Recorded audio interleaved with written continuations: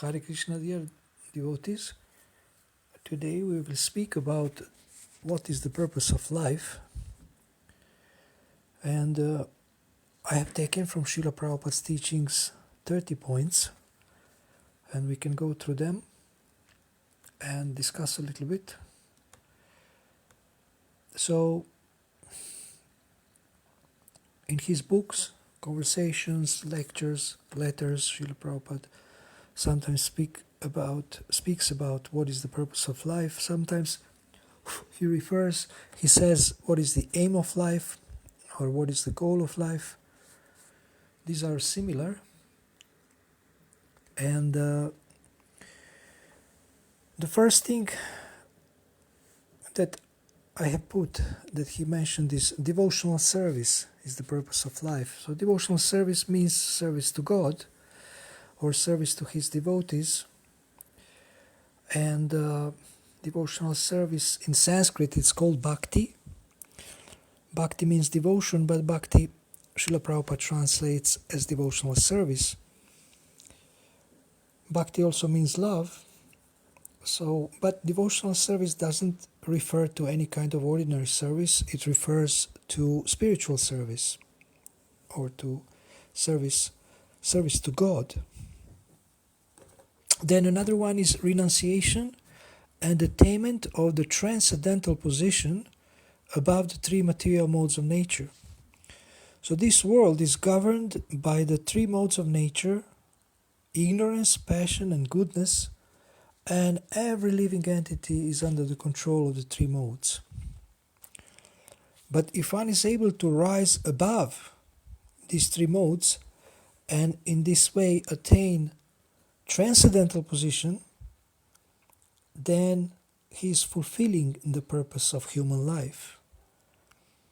And the word renunciation refers to renouncing anything that is unfavorable for devotional service and accepting everything that is favorable for devotional service.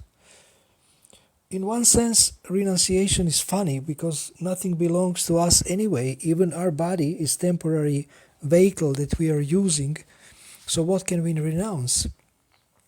But the scriptures explain that the real renunciation or yukta vairagya means to engage everything in devotional service. All the resources, our own body, our own mind, our intelligence, pranair artair diya vacha. Srimad Bhagavatam explains engaging our whole life, our wealth, our intelligence, and our words. So we don't want to renounce everything, but we just want to engage it in Lord's service, in Krishna's service. That is real renunciation. Otherwise, renunciation is called incomplete or falgu vairagya. Incomplete renunciation means not understanding that everything belongs to God and that everything can and should be engaged in His service for His pleasure. Another one is to make contact with the Lord and be engaged in His service. So this is quite self-explanatory. And how do we get in contact with the Lord? Our most important daily contact is by chanting the holy names of the Lord, by chanting the Hare Krishna Maha Mantra. And Hare Krishna Maha Mantra itself is actually address to the Lord and appeal to the Lord to engage us in His service. So this connection, contact with the Lord and engagement in His service is purpose of life. Then to satisfy the Supreme Lord, when one is engaged in chanting and performing devotional service, by these activities he satisfies the Supreme Lord. To become a devotee of the Lord. So a devotee of the Lord is someone who serves the Lord, who doesn't engage in sinful activities, who is attached to the Lord, who is attached to devotional service, who has a higher taste. to go back home, back to Godhead. So if someone is engaged in devotional service, he is already back to Godhead, because his consciousness is not anymore in this world. His consciousness is actually in the spiritual world. So if at the end of life we can remember the Supreme Lord, then He will certainly take us back home, back to Godhead, or back to Himself. To dovetail everything in the service of the Lord, this we have already mentioned as Yukta Vairagya, engaging everything in the service of the Lord, connecting everything to the service of the Lord, and seeing everything around us, all the energy and all the people, all the personalities, as something that, or someone that could be engaged in Lord's service for His pleasure. To follow the instructions of the Supreme Personality of Godhead. Now, if one is engaged in devotional service and in chanting the holy name of the Lord, he is following the instructions of the Supreme Personality of Godhead. Another important part of instructions is to follow the 4 regulative principles: no eating meat, fish or eggs, no intoxication, no gambling, and no illicit sex. To be fully absorbed in thoughts of Krishna and His form, pastimes, activities, and qualities. So one can be absorbed in thoughts of Krishna in various ways. One can be absorbed in thinking about devotional service, or what next service he will actually perform, and then reading, hearing about his form, pastimes, activities, and his various qualities. And nowadays with smartphones, one can actually have teachings about Krishna very easily and quickly accessible. He can, whenever you have little time, maybe on a public transport, you can hear about Krishna or read about Krishna. And in this way, be always absorbed in thoughts of Krishna and His service. And in this way, the person doesn't live anymore here in this material world, but his consciousness is in the spiritual world. To perform yagya or sacrifice, and the most important yagya or sacrifice is Sankirtan yagya, which means congregational chanting of the holy names of the Lord. Then the next one is to become a Brahmana, a first-class man. So Brahmana has certain qualities: Shamodamastapach shocham kshantirarjavameva cha jnana vijnanamastikam brahma karma svabhavajam. Bhagavad Gita describes the qualities of the Brahmana: control of the senses, control of the mind, control of the senses, performing austerities, cleanliness, both internal and external, then a tolerance, simplicity, then theoretical knowledge, jnanam, and vijnanam, realized knowledge or practically applied knowledge. These are the qualities of a Brahmana described in the Bhagavad Gita, and there are some more lists in the Srimad Bhagavatam where some more qualities are mentioned. And one very important quality that we mentioned when we spoke about forgiveness, the quality of a Brahmana is forgiveness. First class man. First class man is also called Aryan, civilized man. Another purpose, to become spiritually rich. What does that mean? To be spiritually rich means to have high consciousness and to be engaged in spiritual activities or spiritual service. To be connected with the Lord, to have a higher taste. Then another one is that the purpose of life is not sense gratification, but self-realization. So I sometimes hear that people say, believe in yourself, love yourself, forgive yourself, take care of yourself. And then when I hear this, I ask, and which self are you talking about? What do you mean by self? If we want to do anything with self, we need to be clear what is self. Then the next one is to go back home, back to Godhead. So the purpose of life is to go back home, back to Godhead, and live with the Supreme Personality of Godhead, play with the Supreme Personality of Godhead, dance with the Supreme Personality of Godhead, and eat with the Supreme Personality of Godhead. So maybe this is a little surprise for you. So basically, to summarize this statement, we can say actually to be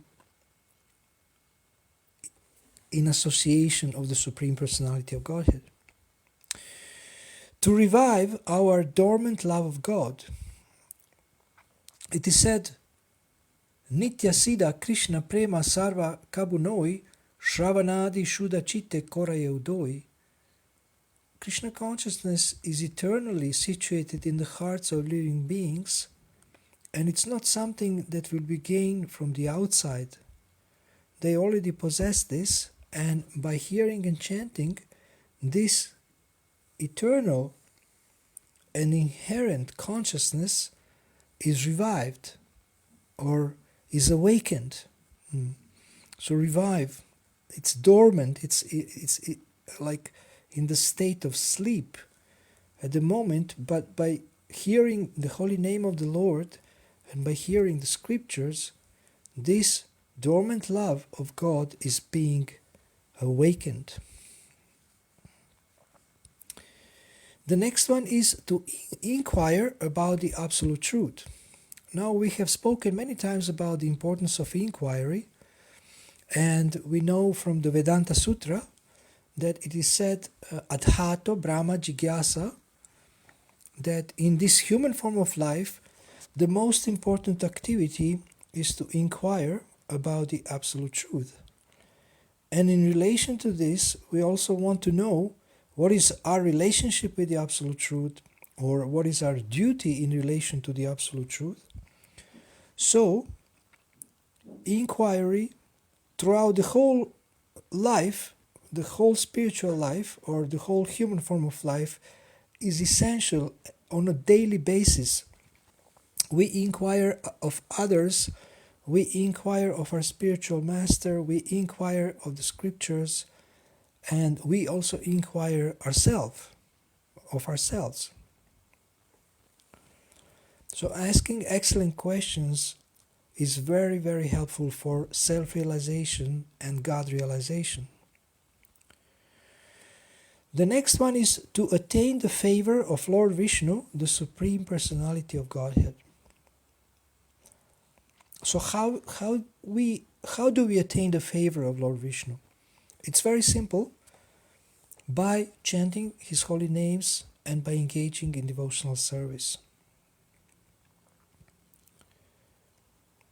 The next one is to remember Krishna when one's life comes to an end.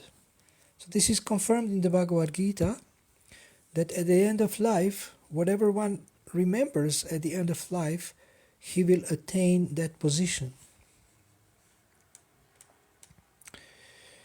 The next one is to engage our time and energy in understanding God. So, of course, if we want to understand God, we need to hear about God, we need to learn about God. And in this way, we can engage our time and energy in understanding God. So, we take some time to listen every day, to listen about the Lord or to read about the Lord. And our energy, our faculty of hearing or seeing, we engage in understanding God. Another statement that describes the purpose of life is to stop this perpetual transmigration from one body to another, and revive our original spiritual position so that we can live an eternal, blissful life of knowledge. So when one revives his original position and original spiritual body, then he will stop the cycle of birth and death, which is also known as samsara. And he will be reinstated in his original eternal life full of bliss and knowledge. The next one is Brahma Jigyasa. This is already mentioned previously. Inquiry into the ultimate truth of life. A little bit differently phrased here, but it's the same point about inquiring about the ultimate truth or the absolute truth. Then, how to get away from this material bondage? How can we get away from this material bondage? We could answer this by saying that we get to develop spiritual bondage. Then we will be free from material bondage. And the primary way of getting free from material bondage is pure chanting of the holy name of the Lord. Then the next one is tapo divyam yena putraka shudyat sattvam. Tapo divyam means divine austerities. Now most people of the modern age don't like austerities, but most of us are forced to do some austerities. There is always some austerity. Even if you want material success or just to live material life, you are forced to accept certain types of austerities. But divine austerities are a different kind of activities, and they bring different kind of result. So for example, divine austerity is to chant the holy names of the Lord. And in the beginning it may be difficult to do that, but the more we do it, the more we develop a higher taste. Param drishtva nivartate. Another statement describing the purpose of life is to keep this body not for eating, but for keeping ourselves fit to understand what I am, Srila Prabhupada says.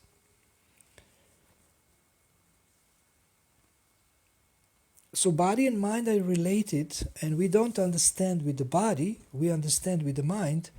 But if body is not used for sense gratification or for extensive sense gratification, then one can think more clearly with his mind and focus on understanding his eternal identity of Sachitananda, of the spirit soul, which is eternal, full of bliss and knowledge.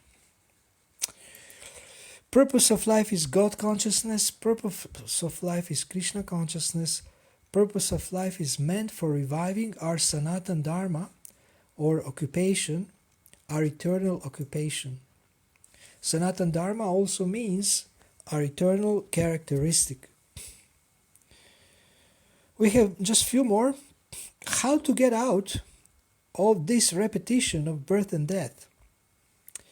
Again, this was mentioned, the cycle of birth and death, or samsara. Here it is described as repetition of birth and death. So the process of devotional service is helping us to get out of the repetition of birth and death.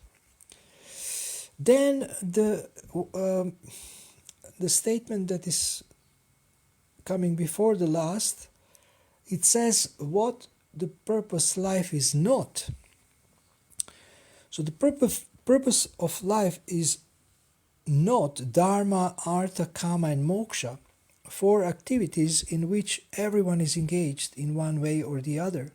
Some are engaged in some of them, some are engaged in all of them, some are engaged in many of them. So dharma, artha, kama and moksha, religiosity, economic development, sense gratification and liberation are not the purpose of life. The purpose of life and the goal of life is to attain pure love of God. And the last one is Sharanagati, surrender to Krishna. So we have looked at 30 statements by Srila Prabhupada about the purpose of life, and when we are trying to define our own purpose of life, our own personal mission or mission statement, then we can actually look at these statements and see what can become a part of our own personal mission statement. So you may ask yourself, what is the purpose of your life, and how the purpose of your life is connected or related to all these descriptions and statements of the purpose of life. So I wish you a wonderful day. Thank you for listening, and we will broadcast soon again. Hare Krishna.